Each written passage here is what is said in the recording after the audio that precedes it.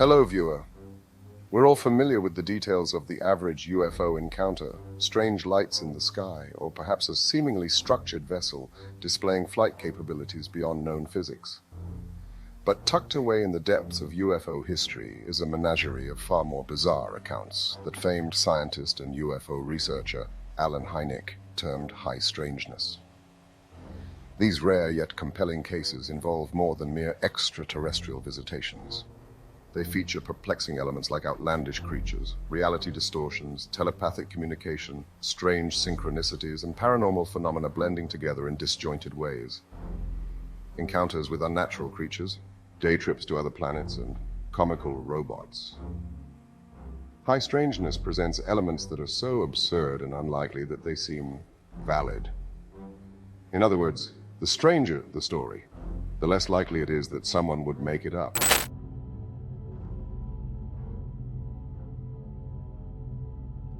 On the morning of January 4th, 1979, a cold, dark morning with snow on the ground, I had the strangest experience in my whole life.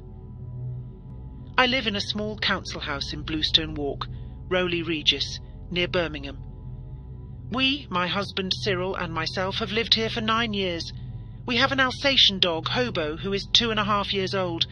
At 7 o'clock on January 4th, my husband was going to work by car, and I stood at the back door to wave him off.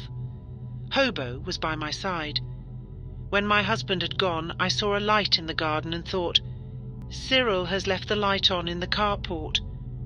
I went down the garden to the carport, but saw that the light was switched off. As we turned to go back to the house, I saw an orange light over the garden which gradually turned white. It lit the whole garden. We went into the back door of the house. Suddenly, with a sound like Z, 3 beings floated past me through the open door. They glowed with a brilliant light and seemed to float about 1 foot above the floor. As they floated past me into the lounge, I saw that they had wonderful wings. I was so terrified that I grabbed the steel sink in the kitchen. I couldn't speak. I was frozen. I looked at Hobo. He seemed to hobble to his drinking bowl, swaying from side to side. His hair was sticking out all over like a hedgehog's, yet Hobo is afraid of nothing. He seemed as though he was drugged. He just flopped down and lay on the floor, stiff with his eyes open. I felt as though all the blood in my body had drained out through my toes. I was paralyzed. My mouth was wide open. I couldn't move or speak. After a while, the fear seemed to leave me. I felt as if I were lifted up. I felt as if I were a different person, as though I was in heaven, although I was still at home. I seemed to float into the lounge. The doors were wide open, and it was a bitterly cold morning, but I felt warm. I could hear the little artificial Christmas tree shaking, but the light was so brilliant that I had to cover my eyes. The 3 creatures seemed to read my mind. It was like a light, or an X-ray penetrating my mind. When I took my hands from my eyes, I could see. They seemed to have turned down the light that surrounded them. I could see them clearly. They were shaking and tugging at the little Christmas tree. There they were, 3 little slim men in silvery tunics and silver waistcoats with silver buttons or press studs. They were about 3 feet 6 inches to 4 feet high, all alike.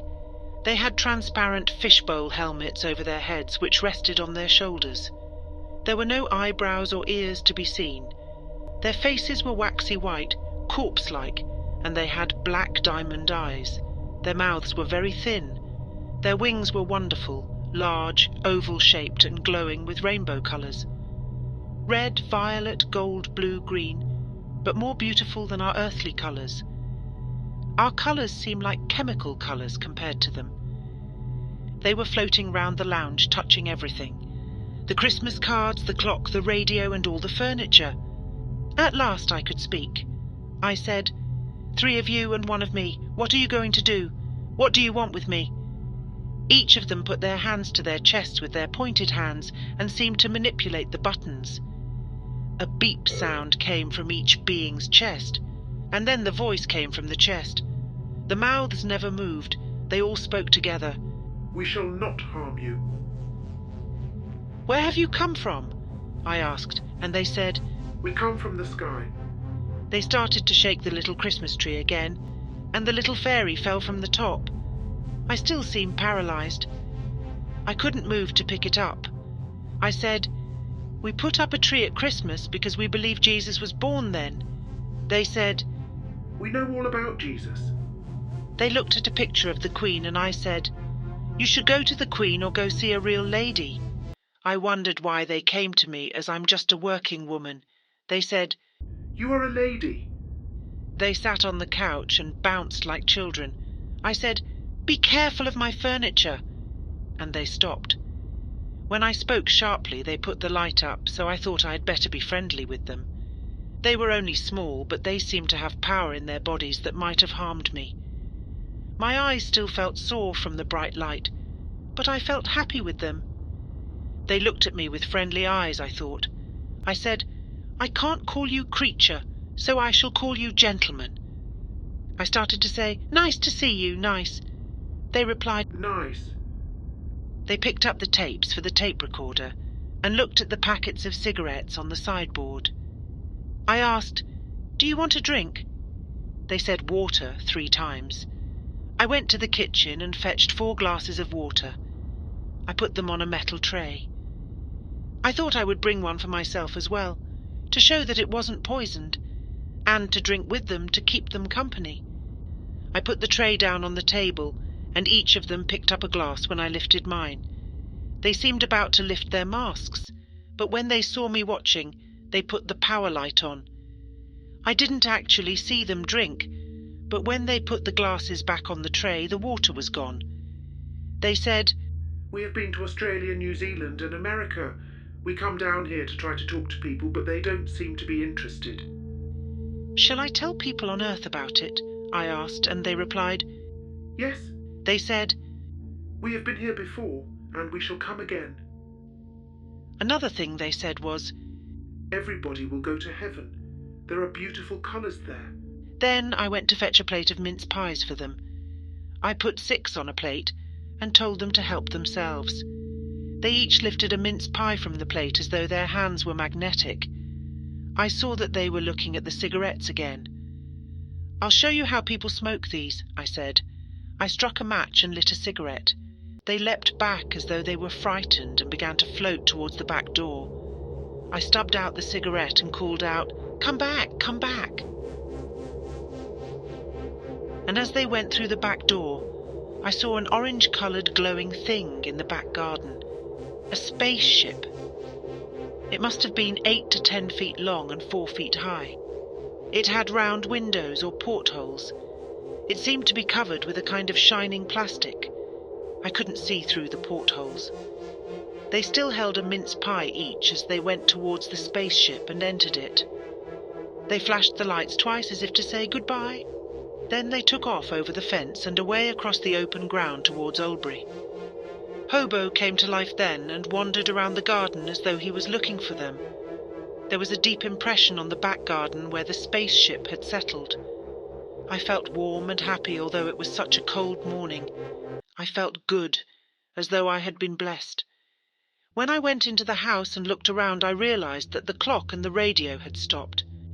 I rang the Oldbury police and they said they would come. I rang my husband, but he couldn't leave his job. I said to him, "I have had visitors with wings." He said, "What do you mean, birds?" I said, "No, men with wings." He laughed and said, "Why don't you go and have your hair done and tell the girls about it?" I did that later on, and they were very kind. The police came from West Bromwich police station. They looked around and said, "You look pale as though you have had a shock." They couldn't do much. They couldn't take fingerprints. They rang UFO Investigation Service in Birmingham. The people came and measured the impression on the ground in the back garden. It was 8 feet by 4 feet. My eyes were sore for about a week and I had to wear dark glasses. I have had to have some weeks away from work as I haven't felt well, and the doctor advised me to have a rest. I have never read books about UFOs. I only read the papers. I don't look at a lot of television. Some people have made jokes about me, but people who know me believe me as they know I'm truthful. Some people have written to say that they think the visitors were elves or beings from the fairy kingdom or even robots. But I don't know what to think. I know I shall never forget them if I live to be 100.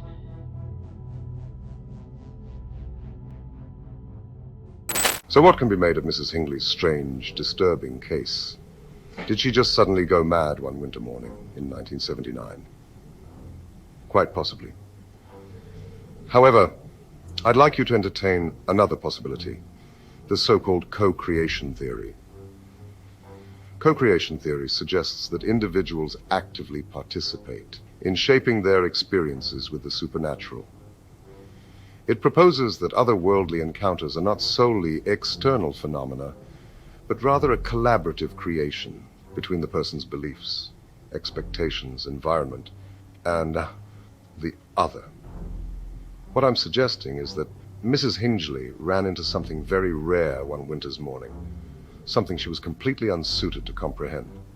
Her visitors helped her by climbing inside her mind and finding images and themes that were familiar. Angels and astronauts and heaven.